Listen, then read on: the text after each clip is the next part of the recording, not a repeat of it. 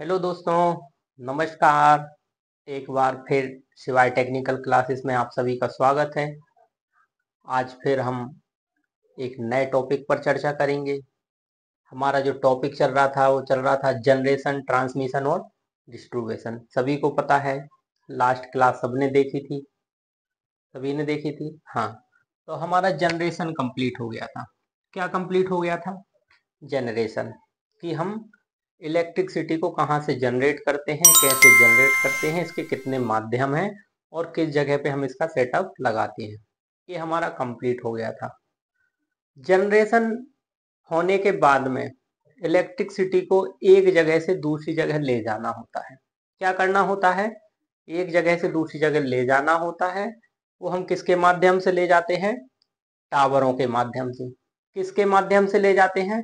टावरों के माध्यम से। बल्क में टावर लगाए जाते हैं। बल्क में मतलब 100-100 मीटर पर एक एक टावर लगाते हैं। और क्या करते हैं? कंडक्टर को टावर कैरी करते हैं। जो कंडक्टर होता है, जो तार होता है, वो टावर की मदद से उसे हेल्ड करके क्या है, हम इलेक्ट्रिसिटी को एक जगह से दूसरी जगह ले जाते हैं। इसी को हम बोलते हैं ट्रांसमिशन। क्या बोलते हैं इसे? ट्रांसमिशन। अब ट्रांसमिशन जो है, जब हम ट्रांसमिशन करते हैं इलेक्ट्रिसिटी का, तो उसके लिए हमको किन किन चीजों की जरूरत पड़ती है, टावर कैसे लगे होते हैं, टावर के क्या क्या पार्ट्स है और क्या क्या इसमें इक्विपमेंट लगे होते हैं, क्या क्या सामग्री इसमें लगाई जाती है, उनको देखते हैं हम।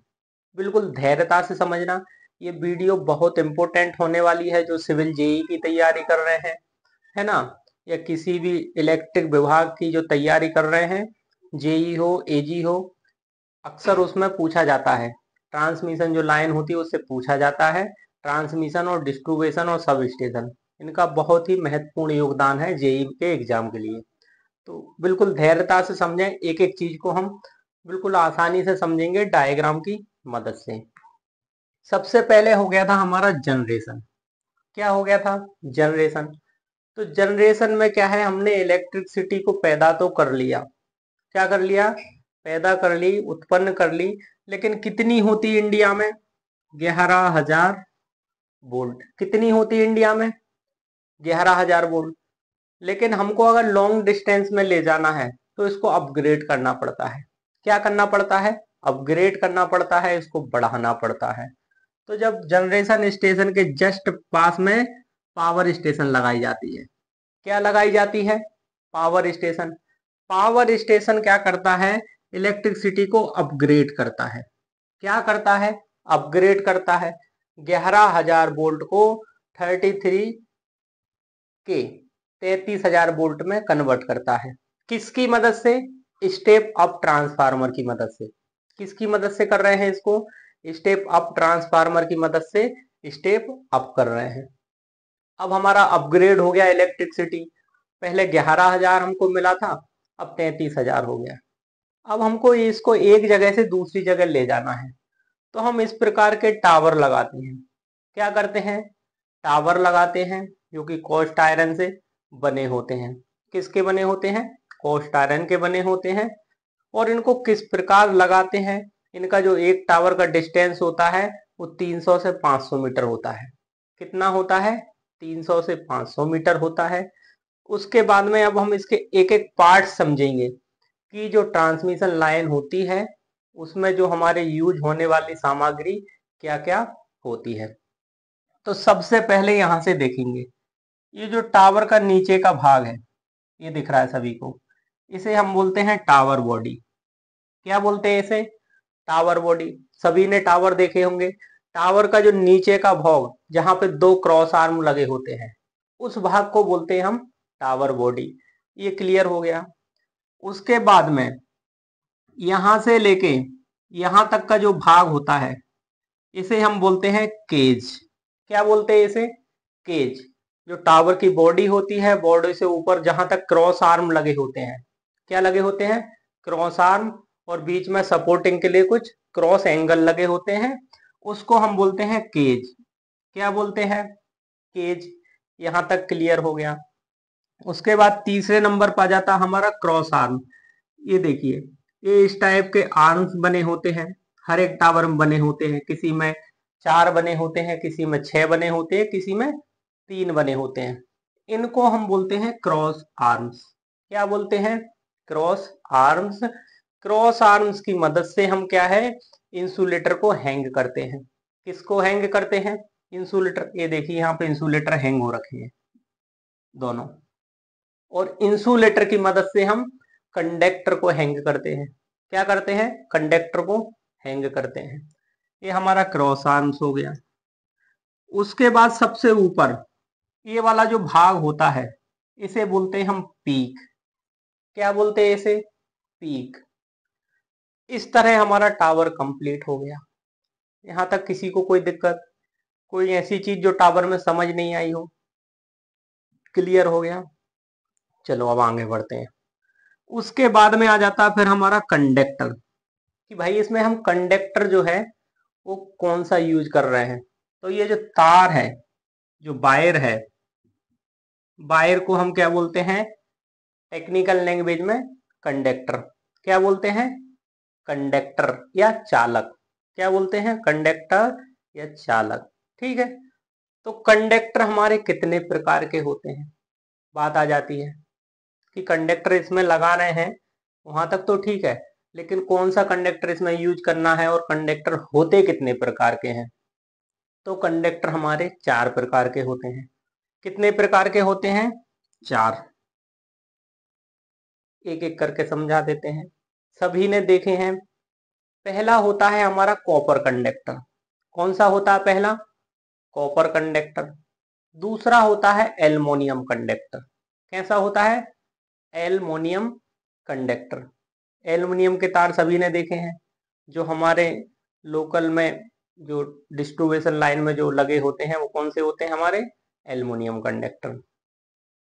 उसके बाद आ जाते हैं स्टील कंडक्टर। कौन सा आ जाता है?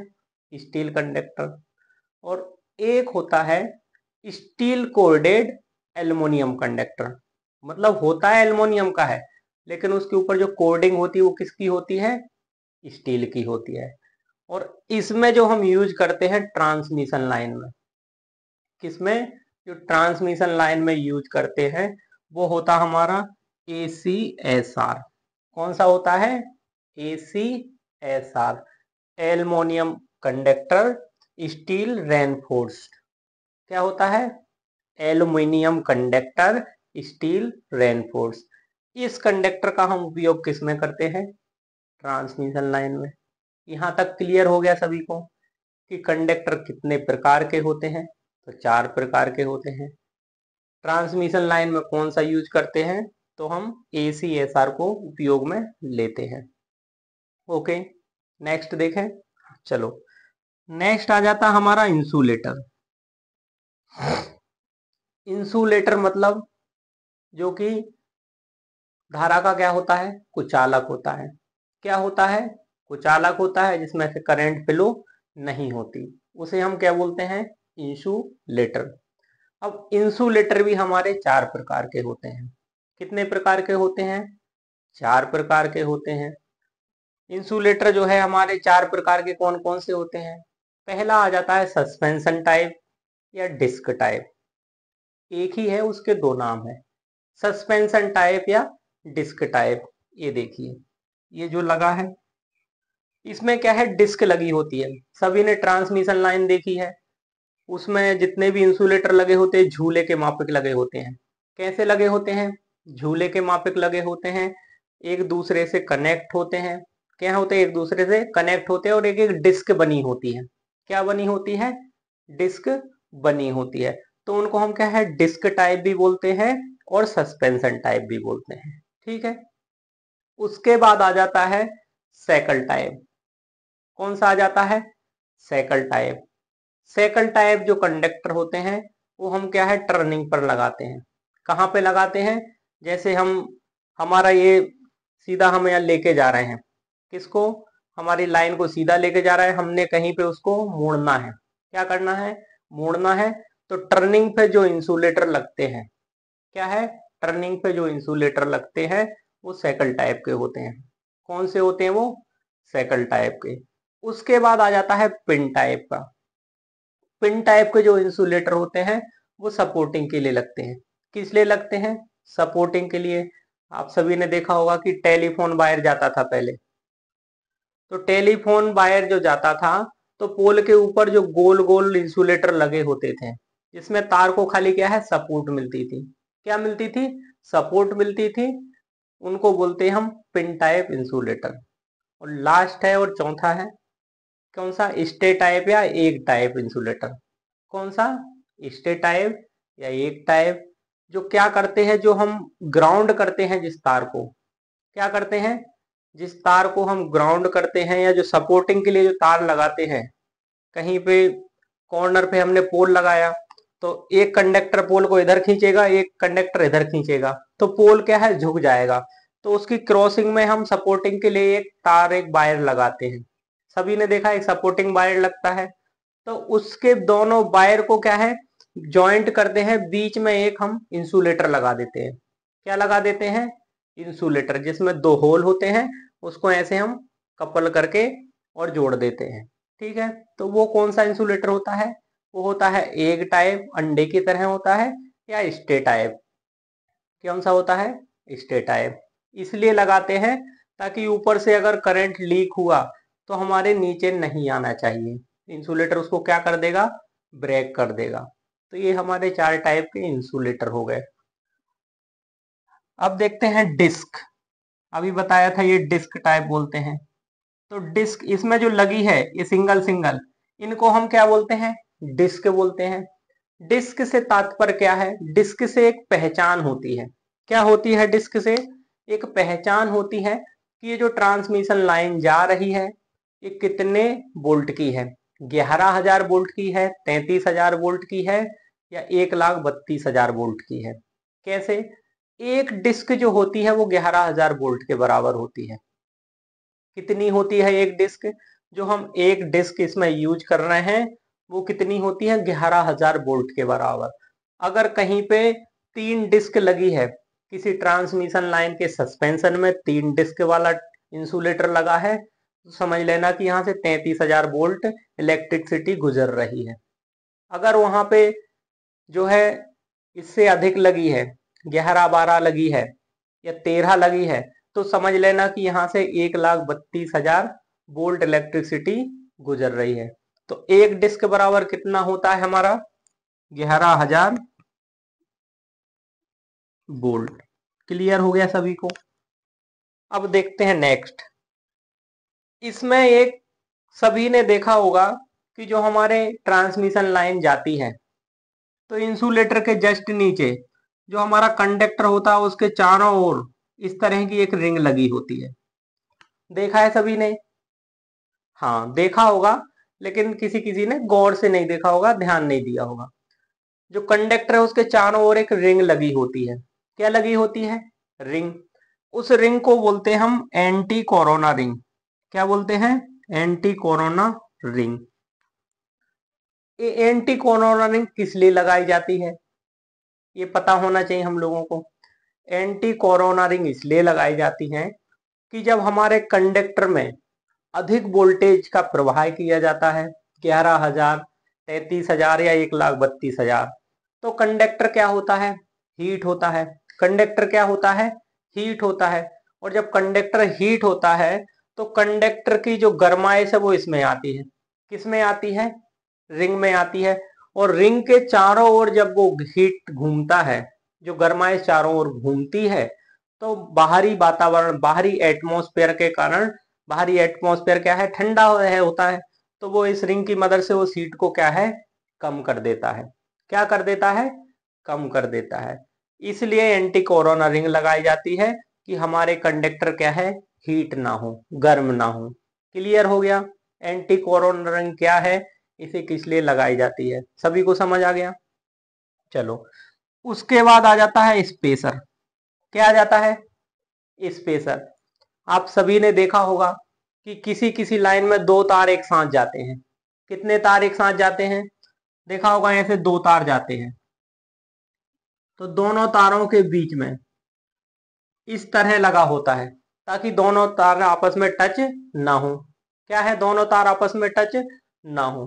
तो ये जो लगा होता है इस युक्ति को बोलते हैं हम स्पेसर। क्या बोलते हैं? स्पेसर। स्पेसर का काम क्या है? दोनों कंडक्टरों को आपस में टच होने से बचाता है। क्या करता है? दोनों कंडक्टरों को आपस में टच होने से बचाता है। ये होता है स्पेसर का काम। क्लियर हो गया? नेक्स्ट देखते हैं। ये देखिए यहाँ पे दिखाया है, ये होता है इस टाइप से स्पेसर लगा होता है हमारा। ठीक है। उसके बाद आ जाता है स्ट्रोक ब्रिज डंपर। ये क्या चीज है भाई? Stroke bridge dumper. कुछ लोग इसको पहली बार सुन रहे होंगे कि सर ये तो हमने आज तक सुना ही नहीं है, ऐसी चीज भी लगी होती है। हाँ, ये देखिए, ये हमारा कंडक्टर गया है यहाँ पे, ये कंडक्टर गया है। सभी लाइनों में आपने देखा होगा जो कंडक्टर लगा होता है, कंडक्टर के नीचे ये हमारा कंडक्टर जा रहा है, इसके नीचे इस टाइप का एक हैंडल बार बना होता है, इस टाइप का। सभी ने देखा होगा। देखा है किसी ने? हाँ देखा है, बहुत बढ़िया। तो इस टाइप का बना होता है जो तार से कनेक्ट होता है। किससे कनेक्ट होता है? हमारे कंडक्टर से कनेक्ट होता है। स्ट्रोक ब्रिज डंपर किस लिए लगाया जाता है? इसका क्या काम है, क्या जरूरत है इसकी? ऐसे ही लटका रहता है तो तार में। जरूरत है इसकी। इसकी क्या जरूरत है? जब हमारे कंडक्टर से अधिक वोल्टेज गुजरता है, क्या है, जब हमारे कंडक्टर से अधिक वोल्टेज गुजरता है, आपने भी देखा है जब हम हाई टेंशन लाइन के नीचे से जाते हैं तो पूरा वाइब्रेशन होता है। क्या होता है? वाइब्रेशन होता है। तो स्ट्रोक ब्रिज डंपर जो है वाइब्रेशन को कम करने में मदद करता है। क्या करता है स्ट्रोक ब्रिज डंपर? जो तार के अंदर, जो कंडक्टर के अंदर जो वाइब्रेशन होती है, जो कंपन होता है, जो झंझनाहट होती है, उसको कम करने में मदद करता है। क्या करता है स्ट्रोक ब्रिज डंपर?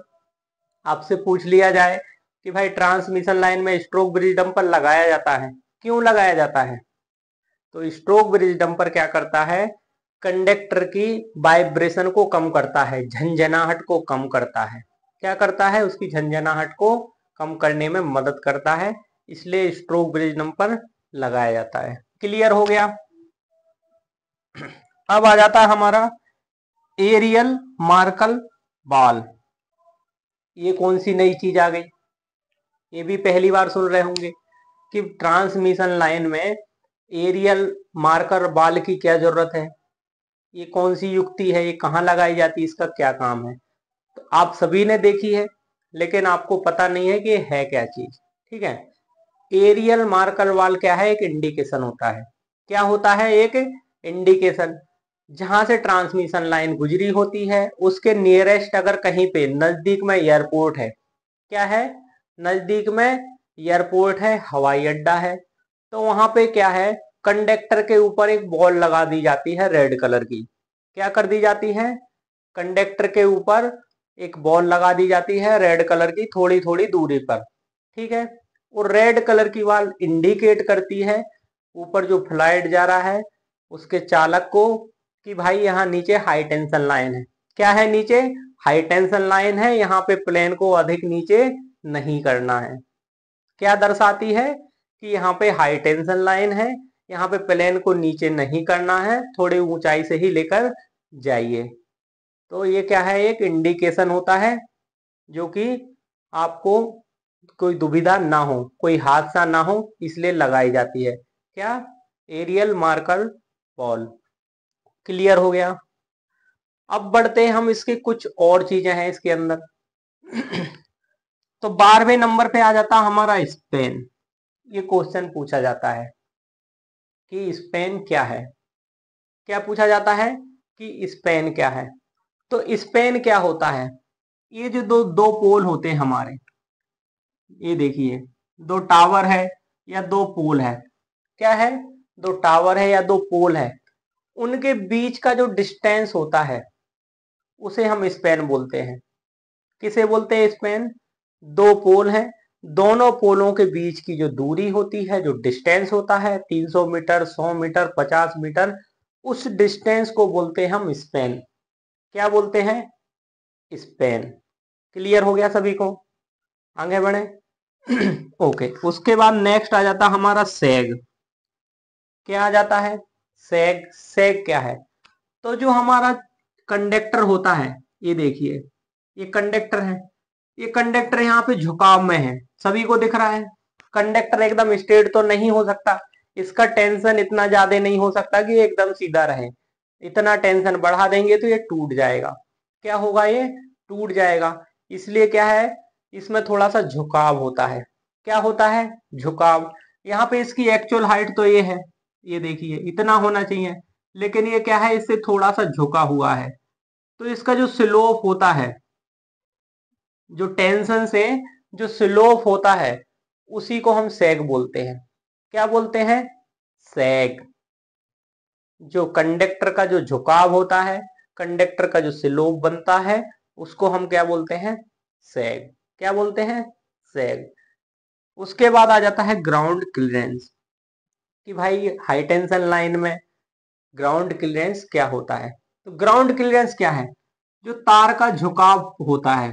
क्या होता है, जो तार का झुकाव है, जो कंडक्टर का झुकाव है, झुकाव से ग्राउंड तक, क्या है, झुकाव से ग्राउंड तक के बीच का जो डिस्टेंस होता है, उसे बोलते हैं ग्राउंड क्लियरेंस। क्या बोलते हैं उसे, ग्राउंड क्लियरेंस। ये देखिए ये तार का झुकाव हुआ है यहाँ तक, और यहाँ से लेके ये हमारी जमीन है, क्या है, लैंड है।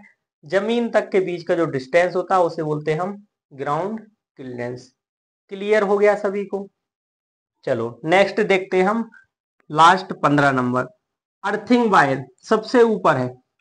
ये देखिए ये जो तार है, वायर गया, ये कौन सा वायर है हमारा, अर्थिंग वायर है। कौन सा वायर है, अर्थिंग वायर।